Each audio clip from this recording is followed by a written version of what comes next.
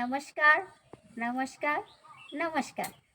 তো আজ কালকে আমরা জানি বিল্ল ষষ্ঠী। আর দেখেন আজকে আমি কই আছি দেখেন, অনেকগুলো বেল গাছের নিচে দেখেন।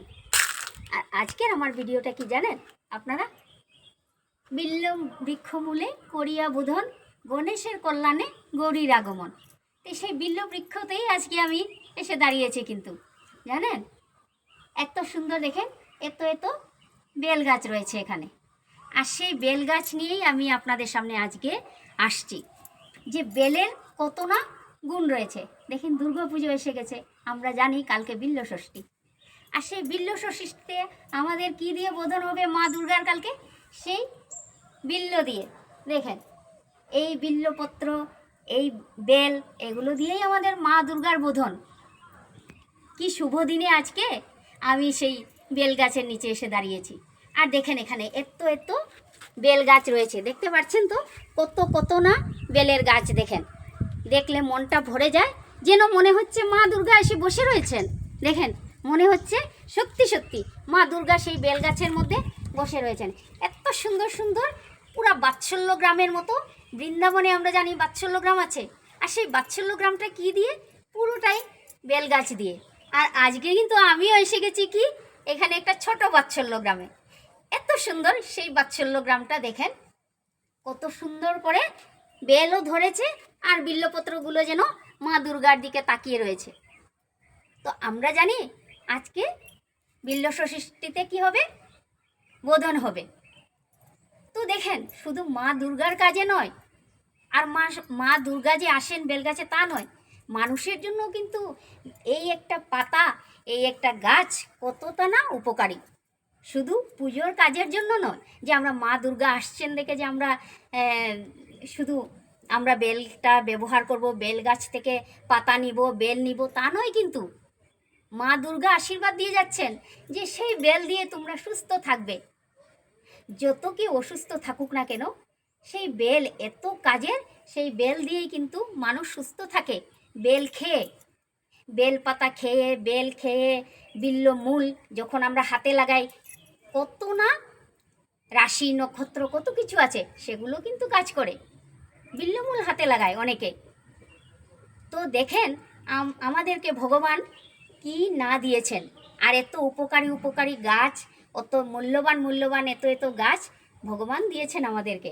আর সেই ভগবানের দেওয়া গাছগুলি আমরা কিন্তু ব্যবহার করব। তাই আজকেই আমি বলছি, যেমন পাতাটা আমাদের পুজোর কাজে লাগে। দেখেন বেল গাছ তো আপনারা অনেকেই দেখেছেন, দেখেন তার মধ্যে কিন্তু কাঁটা থাকে, দেখেন অনেকটা কাঁটাও থাকে শুধু। দেখেন বেলপাতার মধ্যে দেখেছেন তো, সেই দেখেন এই যে পাতাটা, তিনটা তিনটা পাতা থাকে, যেটা আমরা উঠিয়ে কি করি? শিবলিঙ্গতে আমরা দান করি। হ্যাঁ, শিবের মাথায় আমরা দিই সেই বেলপাতা। আমরা জানি প্রত্যহ আমরা কি করি? শিবের মাথায় একটা বেলপাতা দিই, সেটারও কিন্তু মহাদেব সন্তুষ্ট থাকেন। তাছাড়া দেখেন বেলও আছে। এই যে দেখেন আমি আপনাদেরকে দেখাচ্ছি, আমার হাতে রয়েছে একটা বেল। দেখেন গাছ থেকে আমি উঠিয়ে নিয়েছি। এই বেলটা যে কত মহৌষধি, সেটা যেরকম পাতার গুণ, সেভাবে আমার বেলেরও কিন্তু গুণ রয়েছে। ছোট্টবেলা সেটাকে যদি আমি শুকিয়ে শুটি করে রাখি, তাহলে কি হবে না? পেটের কোনো সমস্যা থাকবে না।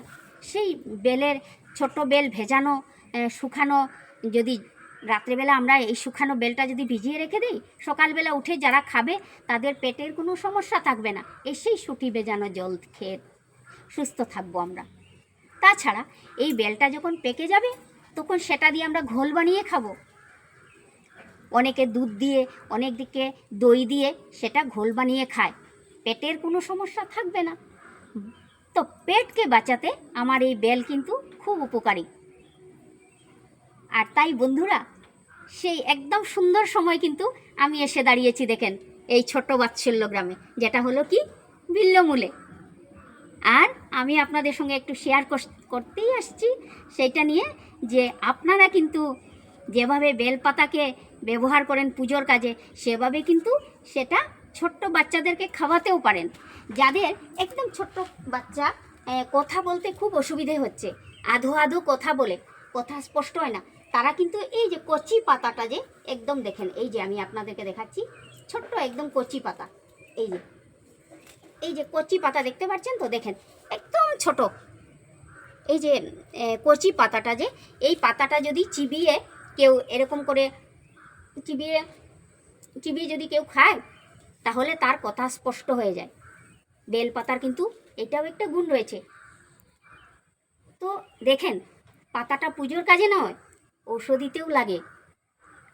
তো আমরা কিন্তু এই কচি পাতাটা খেতে পারবো, এত ভালো কাজ করে।